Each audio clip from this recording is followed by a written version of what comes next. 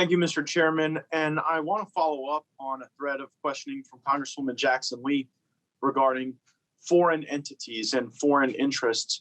Director Perlmutter, could you comment on the role of any foreign entities and really the extent to which the Copyright Office has to focus on that versus any type of domestic infringement?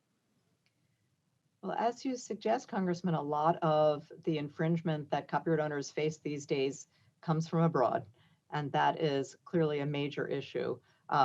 For that reason, one of the things we spend a lot of time on is working with the U.S. Trade Representative, including in their notorious market report and their special 301 report, to identify and call out those sources of tremendous foreign infringement.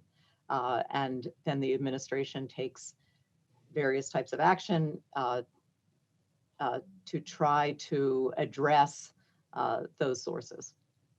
And are there additional tools that you think the Copyright Office could have to combat that foreign malign influence? That's a good question. We, of course, don't actually have enforcement powers ourselves, but we do advise on enforcement issues, on policy and on drafting. And we do work with counterparts in other countries to try to improve their laws to allow them to address some of these issues on their own territory. And so it seems that your job is to inform the U.S. Trade Representative and other entities within the government where this action occurs, and then they really have the hammer. You provide the data and the information, but they have the hammer. And so could you provide us the information? Where in the world do we see this foreign malign influence coming from, principally?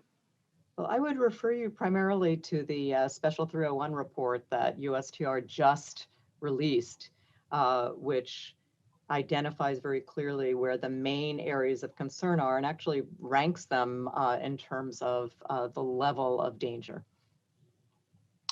And do you worry that there are any increasing trends, particularly from China, to violate U.S. copyright laws?